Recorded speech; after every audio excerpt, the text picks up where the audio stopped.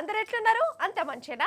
ఇలా మీకోసం మస్తు ముచ్చట పట్టుకొచ్చిన దబ్బు ఎప్పుకుందామా మరి? చలో పాన్రి. ఈశ్వరప్ప హోమియో క్లినిక్ సమర్పించు ధూమ్ దా ముచ్చట ఇక ముచ్చట్లు షురు. నమస్తే, అంత మంచేనా అని మీదికి నవ్వుకుంటా అన్నా కానీ నా మనసంతా బాధగానే ఉన్నదోల్లా. రైతులను దలుచుకుంటా అంటే రాత్రి నిద్రలో కూడా కండ్ల పుంట నీళ్ళు వచ్చినాయి నాకు. ఇప్పుడు నేను ఈ కుర్చీలో కూర్చొని చెప్తున్నా, ఈ కాంగ్రెస్ ప్రభుత్వం ఫెయిల్ ఫెయిల్ ఫెయిల్. రేవంత్ అన్నకు పాలన రాదు రాదు రాదు, అత్తలేదు అత్తలేదు అత్తలేదు, ఏం తెలుస్తలేదు తెలుస్తలేదు తెలుస్తలేదు. రేవంత్ అన్న, నేను ఇట్లా అంటుంటే నీకు కోపం వచ్చినా మంచిదే, బీపీ పెంచుకున్నా మంచిదే. ఉన్నమాట చెప్పాలి నీకు, ఉన్నదున్నట్టు చెప్తా. నేను నిజం చెప్పినందుకు కేసులు పెట్టుకుంటావా, కోపానికి అత్తవా నీ ఇష్టము. దేశానికి అన్నం పెట్టే మన తెలంగాణ రైతులు కాళ్ళు మొక్కుతుంటే నా పానం కలుక్కుమంటుందన్న. రాజులెక్కుండే రైతులు ఒక్క యూరియా బత్త కోసం వానల తడుచుకుంటా పోలీస్ దెబ్బలు తింటుంటే నా పానం శివుక్కుమంటుందన్న. రేవంత్ అన్న, ఏందన్న ఇది? ఓ కాంగ్రెస్ సర్కారోళ్ళు, అసలు మీరున్నారా? పాలన చేస్తాన్లా? రైతులను పట్టించుకుంటుర్రా? అసలు మన రాష్ట్రంలో ఏమైతుందో మీకు తెలుస్తాందా? మీకోసమే ఈ ముచ్చట చెప్తున్నా. జర కళ్ళు పెద్దగా చేసుకొని టీవీ సౌండ్ ఎక్కువ పెట్టుకొని చూడాలి మీరు.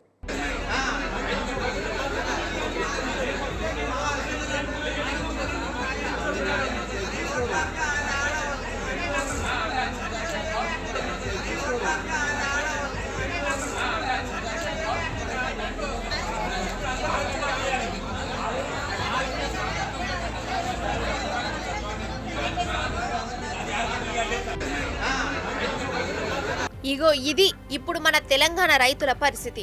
ఒక్క యూరియా బత్త కోసం కాళ్ళు మొక్కవలసి వస్తుంది. మొగోళ్ళు ఆడోళ్ళని లేదు, ఏ సెంటర్ కాడికి పోలీసులు కాళ్ళు పట్టుకుంటారు. బాంచేన్ మాకొక్క యూరియా బత్త యూరి బాయి పని చేసుకుంటాం మేము అనుకుంటా కండ్ల పొట్ట నీళ్లు పెట్టుకుంటుర్రు. గదేం చూసిరు, ఇటు చూడుర్రి, కిలోమీటర్ల పొడుగుత లైన్లు. ఏదో జాతర నడిచినట్టే ఉన్నది కదా, కానీ యూరియా కోసం రైతుల తిప్పలు ఇవన్నీ. ఇప్పుడు 10-20 ఏళ్ల నుంచి మాకు ఏ కొరత లేకుండా నీళ్లకు మందు సంచులకు ఏదానికి బావి కాడ నాగండ్లు కట్టుకొని నాగండ్ల కాడికి ఫోన్లు చేస్తే ఆటోల మీద తీసుకొచ్చేస్తారు. అప్పుడు ఇప్పుడు ఏం కట్టలేదు. ఇక మన సంతులు విత్తనాలు వేసినాము, వారంతా ఖరాబ్ అవుతుంది, మక్క ఖరాబ్ అయిపోయింది. లక్షల పెట్టుబడి పెట్టినాము, టైంకి మందులు కలదామంటే మందులు ఇస్తలేరు. రోజు రేపరా మాపరా అంటారు. బుధవారం రాకున్నారు, బుధవారం వచ్చిన మబ్బుల లైన్ కట్టినాం, వాళ్ళు డోర్ లాక్ వేసుకున్నారు. వచ్చిన లారీ లోడ్ అంతా బయటకు అమ్ముకుంటారు. మాకు రైతులకి ఈ మంట ఇస్తలేరు. మమ్మ బాధలకు పాలు చేస్తూ మన సంతులు కావాలంటే ఎక్కడ దొరుకుతాయి? మాకు మన సంతులు మాకు అటువంటి మొన్న ఇత్తనాలు ఇవ్వాలంటే మేము లక్షల పెట్టుబడి పెట్టినాము. అప్పులకి ఏం కట్టుకుంటే పురుగు మంది దాయి సాగుకుంటాం. కోడి కూడా గొయ్యకు ముందే ఎరువుల కోసం యూరియా సెంటర్ల కాడికచ్చుంటారు. నడియాం రాత్రైనా వాళ్లకు ఒక్క బత్త అందుడు గగనమైతాంది. పొద్దంతా లైన్లలో నిలబడ్డా లాస్ట్కి వచ్చే వరకు స్టాక్ లేవని వాపస్ మరగొడుతున్నట. ఎంత కోపమంతా చెప్పు. కడుపు మార్చుకొని ఇంటి నిడిచిపెట్టి పని బంధు పెట్టుకొని యూరియా కోసం వస్తే బత్తాలు లేవనంటే ఏందన్నట్టు. మరి ఆ యూరియా అంతా ఎటు పోతాంది, ఎవని పాలైతుంది?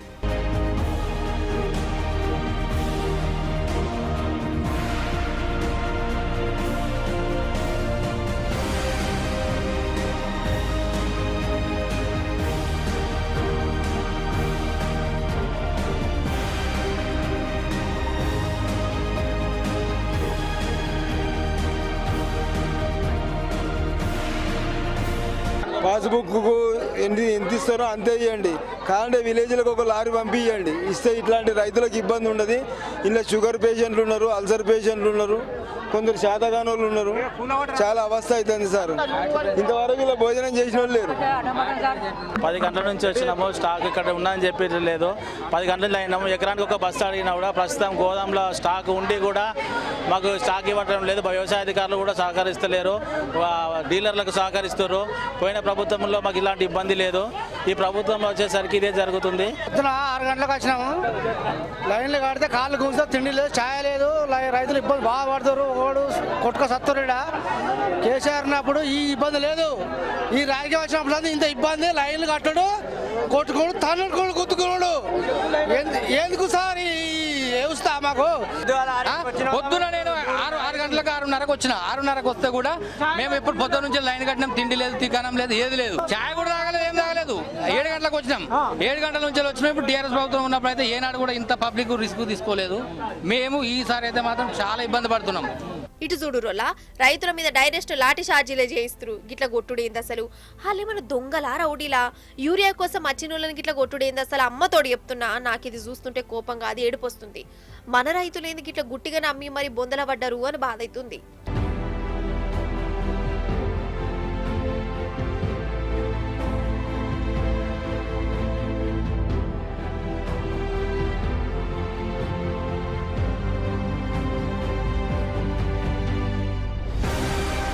ఓ దిక్కేమో ఏ రాష్ట్రం అంతటా ఫుల్ యూరియా కరువే లేదని రేవంత్ అన్న అంటాడు. మరి లైన్ లేంది, ఈ కొట్లాటలేంది, ఈ లాఠీ ఛార్జీలేంది, కాళ్ళు పట్టుకుండేంది? అసలు వీళ్ళందరూ ఎవరు? దేనికోసం పని పాట లేక ఈ యూరియా సెంటర్లకు వచ్చిరా? రేవంత్ సారు, ఓ కాంగ్రెస్ లీడర్లు సుత్తాండ్రా సారు, మీకోసమే సారు రైతుల గోస చూడూరి సార్. జర మీరు కొంచెంలో కొంచెమన్నా బాధ అనిపించలేదా సార్ మీకు?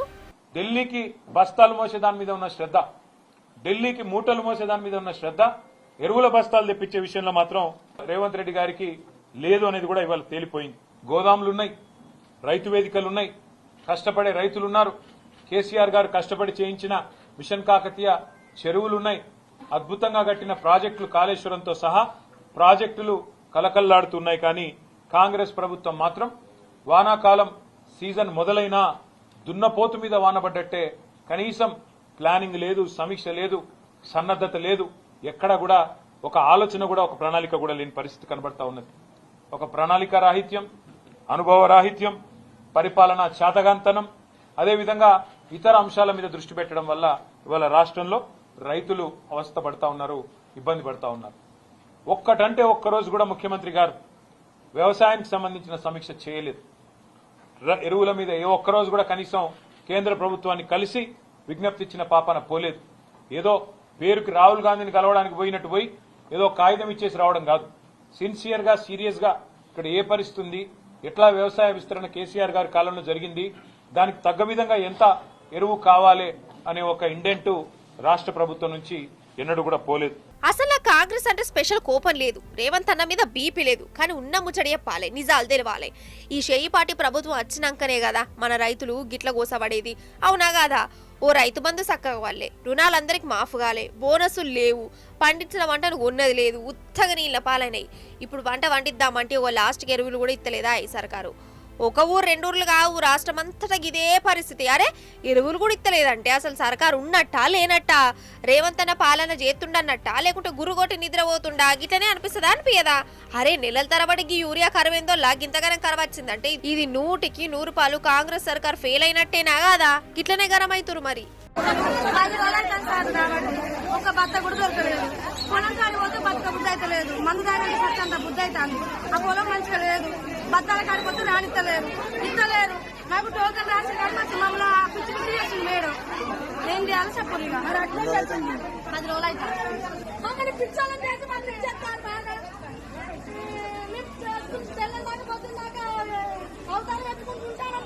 మన ముఖ్యమంత్రి వర్యులు శ్రీమాన్ రేవంత్ రెడ్డి సారు వారికి మందు బాబులకు, మందమ్మే బ్రాండీ షాపోళ్లకు షానా షానా షానా అవినాభావ సంబంధం ఉన్నదోళ్ళ?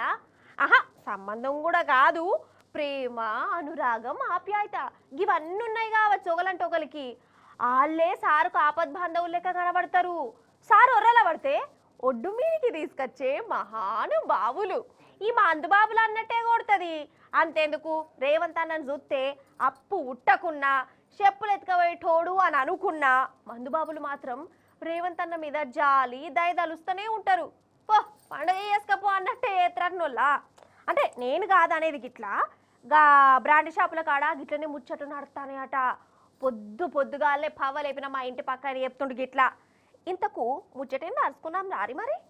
నిజంగా ఈ మందుబాబులకు మన రేవంత్ అన్న రుణ పడవలసిందేనోళ్ళ. రేవంత్ అన్న జేబులు ఖాళీగున్నా, అన్నను లోకమంతా దొంగను లెక్క చూసినా మందుబాబులు మాత్రం రేవంత్ అన్నను ఓదార్చే పని పెట్టుకున్నారు. బాధపడకు, రందిపడకు, నీకు మేమున్నాము, మేము పైసలు ఇస్తాం, మేము నీకోసం ఎగస్ట్రా తాగుతాము, ఎగస్ట్రా పైసలు ఇస్తాం అన్నట్టే ఎత్తాన్లట. హరావంటే అంతెందుకు మొన్నటికి మొన్న మందు రేట్లు పెంచిండు కదా. అయినా మందుబాబులు అనలే కిక్కురు మనలే. రేట్లు పెంచిరని ఇంకా ఎక్కువ కిక్కుల మునిగిదే వెళ్ళిరు. రేవంత్ అన్నకు సాయంగా ఉన్నారు. ఇక ఇప్పుడు బ్రాండీ షాపుల మీద పడ్డాడట సీఎం సారు. వైన్స్ దుకాణం లైసెన్స్ ఫీజును డైరెక్ట్ ₹1,00,000 పెంచిండు. ఇదివరకు 2 లక్షలు ఉండే, 2 లక్షల నుంచి ఇంకో 1,00,000 ఎగస్ట్రా అనుకుంటా పెంచిండంట. ఎవరైనా రేట్లు పెంచితే 1,00,000కు 1,000, 2,000, 5,000 పెంచుతారు. కానీ సారు మాత్రం 1,00,000కు 1,00,000 అన్నట్టే చేసిండు. ఈ ఒక మనిషి ఎన్ని దరఖాస్తులున్నా పెట్టుకోవచ్చట. ఇంకేంది చూసినావా సారు ఆమ్దాన్ని ఎట్లా పెంచుతుండో మందుబాబులు నమ్ముకొని. దీన్నే సారు భాషల సంపద సృష్టి అంటారు కావచ్చు. లైసెన్స్ రేట్లు 1,00,000 పెంచినట్టే బ్రాండ్ దుకాణం అంటేనే లాభాల దుకాణం అన్నట్టే అవుతుంది కదా. తాగేటోళ్ళకి అడ్డు అదుపు లేకుండానే పోతుందనే కదా దుకాణాల మీద దుకాణాలు పెరుగుతూనే ఉన్నాయి. మన సర్కారేమో రేట్లు పెంచుకుంటూనే పోతుంది. అసలు ఏమన్నా ఉపాయమానోళ్ళ, కానీ ఏ మాట కామాటనోళ్ళ. దిక్కులేని వాళ్ళకు దేవుడ దిక్కనట్టు మన సర్కారుకు మాత్రం మందుబాబులే దిక్కు అయిపోయిరు పో అని అంటారు పబ్లిక్.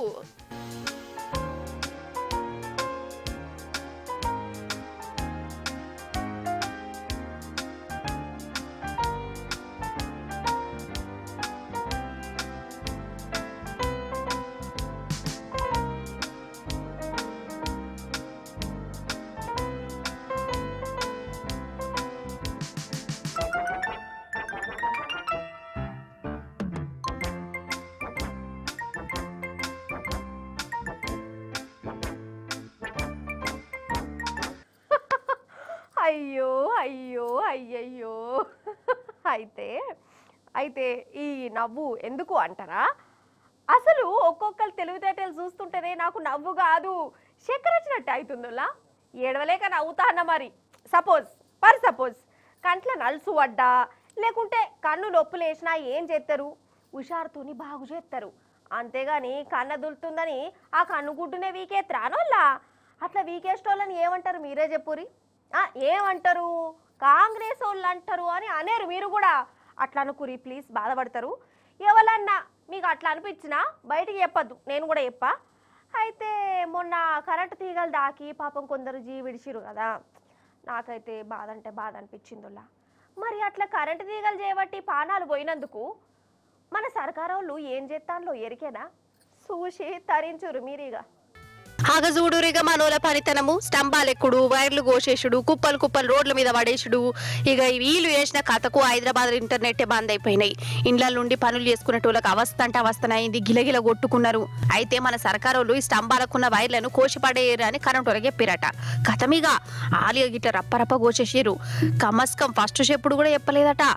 గిట్ల వైర్లు కోతానం ఇంటర్నెట్లు పనిచేయాయి, వేరే చూసుకోరని ముందుగాలనే చెప్పాలి. అది లేదు నా ఇది లేదు, హైదరాబాద్ ఇంటర్నెట్ కనెక్షన్లు లేకుంటే ఎట్లుంటదోళ్ళ. ఇంట్లోండి కొలువులు ఎస్టోళ్ళు బొచ్చడు మంది ఉన్నారు. ఇక వాళ్ళ పని బంద్ అయిపోయింది. ఇదేం సర్కస్ ఫీట్లు రా నాయన, ఇంటర్నెట్ వైర్లు కోసుడైంది అని వాళ్ళని పట్టుకున్నారు. కాదు, తీగలతోనే తక్లీఫ్ అయితే వాటిని సగబెట్టాలి. అంతేగాని చేతులకు కత్తున్నది కదా అని కత్తందుకో జానకి లెక్క దూసుకుపోయి చెప్పక ఇట్లా తీగలను కోసుడెందుకు, ఉన్న పర్షాలు జాలతలేవని కొత్త పర్షాలు పట్టుకొచ్చి కొలువులు ఊసిపోయే తీరులో వేసుడేందని గరమైతుర్రు.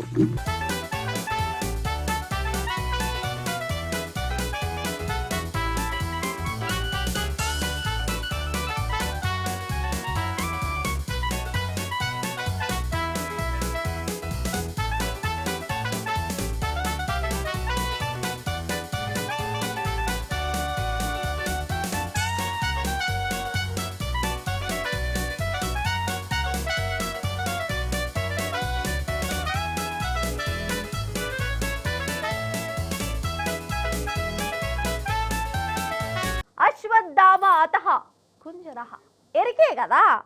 మన షేయిపాటికి బీసీల మీద సేమ్ గిసోంటి కుంజరః ప్రేమనే ఉన్నది.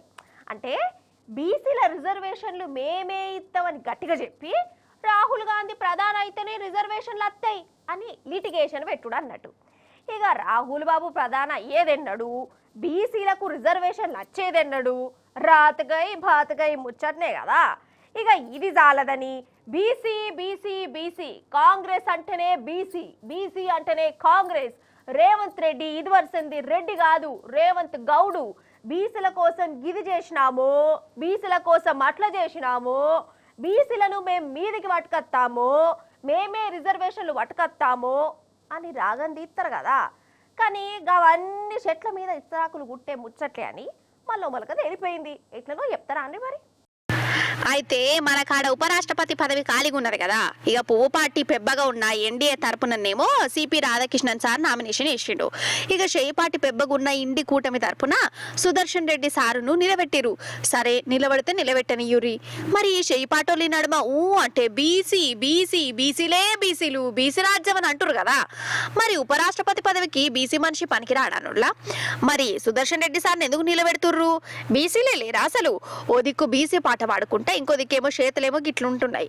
ఇంకా రేవంత్ సార్ ఏమంటాడు, బీసీలకు రిజర్వేషన్లు కావాలంటే మేము నిలబెట్టించిన వాళ్ళకి ఇమ్మతి ఇవ్వాలి, సుదర్శన్ రెడ్డి సార్కే ఓటేయాలని కడవ పార్టీ వాళ్ళకి చెప్తుండు. ఆగో राधाकृष्णन जी अगर जीत गए तो ओबीसी को अन्याय हो जाएंगे. 42% रिजर्वेशन सोच भी नहीं सकते. मगर वही सुदर्शन रेड्डी अगर वाइस प्रेसिडेंट बन गए तो हमारे 42% मिलने वाले. इसीलिए सबसे ज्यादा लाभ ओबीसीओं को सुदर्शन रेड्डी जीत में है. इसीलिए प्रमोद जी आप सब लोग इकट्ठा होकर इस बार हमको मदद देना है. కాత సల్లగుండా ప్రతిదానికి బీసీ రిజర్వేషన్లకు ముడి పెడుతుండేందువల్ల మొన్ననేమో రాహుల్ ప్రధాన్ అయితేనే బీసీ రిజర్వేషన్లు వస్తాయి అన్నాడు. ఇక ఇప్పుడేమో ఉపరాష్ట్రపతి పదవిలో మేము నిలబెట్టించిన వాళ్ళు వస్తేనే బీసీలకు న్యాయం జరుగుతుంది అంటుండు. ఇది ఎక్కడ లెక్క, ఇదేం తీరు, ఇదే మాట. బీసీ అని ఒక పండును చూపించి అది మీకు తెంపియాలంటే మేము చెప్పినట్టే చేయాలన్నట్టు చెప్తాను. దీన్నే మందిని మత్పరిచి బ్లాక్ మెయిల్ చేసుడు అని అంటారు కావచ్చు, అంతేనా? అవుగాని మరి ఈ ఉపరాష్ట్రపతి అభ్యర్థి మీద మన రావణ్ ఏమంటుండు ఇనురి మీరు? మళ్ళీ చెప్తా ఉన్నా, ఆయన రేవంత్ రెడ్డి గారు పెట్టిన అభ్యర్థి అయితే ఖచ్చితంగా మేము వ్యతిరేకిస్తాం. ఎందుకంటే కాంగ్రెస్ అనే ఒక చిల్లర పార్టీ, కాంగ్రెస్ అనే ఒక థర్డ్ క్లాస్ పార్టీ ఇవాళ రాష్ట్రంలో ప్రజలని ఎంత అరిగోసబుచ్చుకుంటున్నదో రాష్ట్ర ప్రజలందరికీ తెలుసు. మరి అట్లాంటి థర్డ్ క్లాస్ ముఖ్యమంత్రి, థర్డ్ క్లాస్ పార్టీ పెట్టిన అభ్యర్థిని మేము సమర్థిస్తారని మీరు ఎట్లా అనుకుంటారు? నాకు అర్థం కాదు. ఇంకోటి, ఇవాళ జరుగుతున్నది ఏంటంటే ఒక డ్రామా, ఉపరాష్ట్రపతి ఎన్నికల విషయంలో డ్రామా.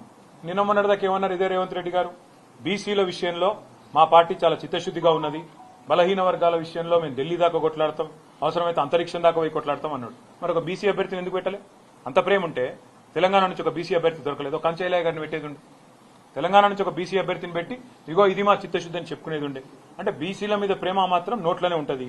మేము సర్వస్వతంత్రమైన పార్టీ, మేము డెఫినెట్ గా ఎన్డీఏలో లేము, ఇండియాలో లేము. మేము మా మోడీ మా బాస్ కాదు, రాహుల్ గాంధీ మా బాస్ కాదు, తెలంగాణ ప్రజలు మా బాసులు. వాళ్ళ ఆలోచనకు అనుగుణంగా, వాళ్ళ అభిప్రాయానికి అనుగుణంగా మన నిర్ణయం ఉంటుంది. ఇక్కడ ఒకటి మాత్రం వాస్తవం, రెండు పార్టీలు దొందు దొండేనండి. కాంగ్రెస్ బీజేపీ రెండు కూడా దొందు దొందే. తెలంగాణను ఇద్దరు కూడా ముంచినోళ్లే. 11 ఏళ్లు బీజేపీ ఏం చేయలే, 2 సంవత్సరాలకు 20 నెలలుగా కాంగ్రెస్ ఏమీ చేయలే, ఇచ్చిన ఒక్క మాట నిలబెట్టుకోలే. ఇది కూడా వాజిబే కదా. అసలు యూరియా కరువు గింత ఘోరంగా ఉన్నది, ఇంకో దిక్కు బీసీలేమో రిజర్వేషన్లు రాక మోసపోయినమన్న కాడికొచ్చింది. మరి బీసీ అభ్యర్థిని నిలబెట్టకుండా బీసీ పాట పాడితే ఎట్లా నమ్మబుద్ధి అవుతుందో వల్ల ఎవరికన్నా ఇట్లనే అంటారు పబ్లిక్. అరే ఎప్పుడు మర్చిన ఒకడు ముఖ్యమంత్రిని కొట్టిండు కాదోల్లా, ఎవడో కొట్టుడైంది బయట గరవడాలే కానీ రైతులే కొడతారు అని గరం అయ్యారు. ప్లీజ్ అట్లా కాకూరి, సీఎం సార్ నువ్వు గట్లా అనద్దు కూడా. అయితే ముఖ్యమంత్రిని కొట్టింది మన కాడ కాదు, ఢిల్లీలో. పాపం ఢిల్లీ ముఖ్యమంత్రి మేడంను ఒక కంతిరోడు కొట్టిండట. మరి వానికేం రోగం వచ్చే, వాడెందుకు కొట్టిండు, సెక్రటరీలు ఏం మావుల చేస్తాండు, ఏంది కథ? అట్లట్లో పరార్చుకుని వద్దాం రాండి. ఢిల్లీ సీఎం రేఖా గుప్తాక పాపం ఎప్పుడు రోడ్ల మీదనే కనబడుతుంది కదా, జనంతోనే ఉంటది. పక్క పొంటి గేమరాలు కూడా ఉంటాయి అనుకోరి, అది వేరే ముచ్చట, దాని గురించి నేనేం చెప్తలేను. అయితే రేఖక్కను కొట్టినందుకు పోయిండట కంతిరోడు. ఈగో ఈడే ఆ కంతిరోడు, వాని చేతులకు జట్టను గుట్ట, వాని చిన్న మెదడు షితికి పోను, వానికేం పోయే కాలం వల్ల డైరెక్ట్ సీఎం మీదనే షేర్ చేసుకున్నాడు. అయినా సెక్రటోళ్ళు గిక్రటోళ్ళు ఏం చేస్తాను కావచ్చు, అసలు నాకు ఇట్లనే అనిపించింది. అయితే కొట్టినోడు దొరికిండు, వీని కొడుకట కుక్కల మీద బాగా పాయనం చూపిస్తాడట. ఈ నడుమ ఢిల్లీలో కుక్కలు ఉండదని సుప్రీంకోర్టు తీర్పొచ్చింది కదా, ఇక దాని గురించి మాట్లాడేందుకు సీఎం మేడం కాడికి పోయిండట. అటెనక ఇంకేం కిరిమిలేసిందో ఏం పాడో, పాపం మేడం మీద దాడి చేసిండు, చెంప మీద కొట్టిండు అని అంటూరు. మరి పాపం మేడంకు చిన్న దెబ్బలు కూడా తాకినట్టులా ఘోరం కదా. అటెనక దవాఖానకు దోలుకపోయారు సీఎం మేడను. అయితే నేను ప్రజాసేవ చేస్తా అంటే ఓరోనోడికి ఇట్లా నన్ను కొట్టిండు, ఇట్లుండొచ్చునా, ఇదేం తరికా అని చెప్పుకుంటే బాధపడ్డది. నిజంగా చుట్టుముట్టు కావాలి కాసే పోలీసులు ఉండగా కూడా సీఎంను భయం ఏం లేకుండా గింత ధైర్యం కొట్టిండంటే వీడు అసలు ఏం మనిషి కావచ్చు.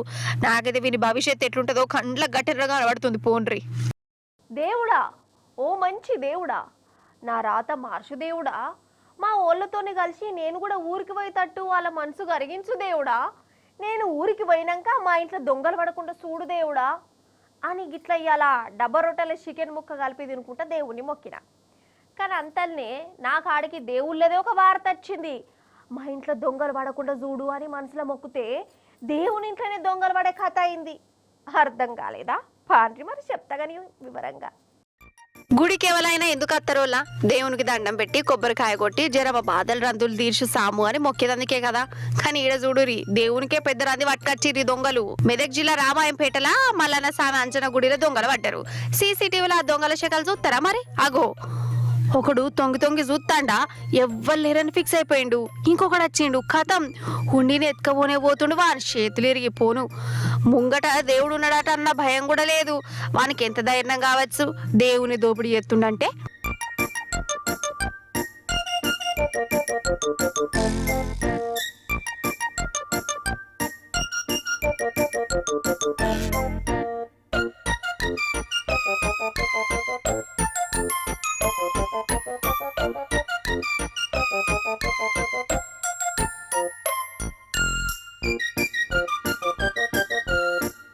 మల్లన్న స్వామిని గట్ల మోసం చేస్తే ఇటు వికారాబాద్ జిల్లా యాలాలలో ఉన్న సంగమేశ్వర స్వామి గుడిని కాడ దోపిడీ చేసిరు.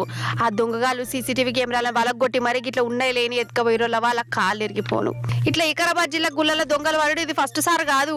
2-3 నెలల్లోనే 5-6 సార్లు చోరీలు జరిగినాయట. కానీ ఏం ఫాయిదా, పోలీసులా దొంగలు దొరకబడతలేరు. ఇక వాళ్ళకంత సీన్ లేదని అనుకుంటుర్రే. మొగోళ్ళు మించి ఇంకొకరు దేవుళ్ళకి ఎసరు పెడుతురు. దేవుడా ఓ మంచి దేవులారా మా పోలీసులు ఖాళీగా లేరు సాములు.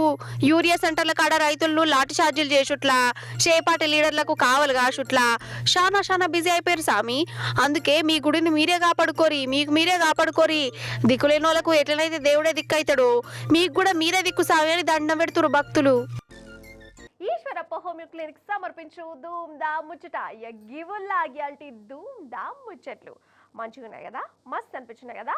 మళ్ళీ వచ్చినప్పుడు ఇంకెన్ని మంచి ముచ్చలు పట్టుకొస్తా. అప్పటిదాకా చూస్తూనే ఉండాలి T News. Tata bye bye నమస్తే. ఇంకా నేను పోయేత్తా.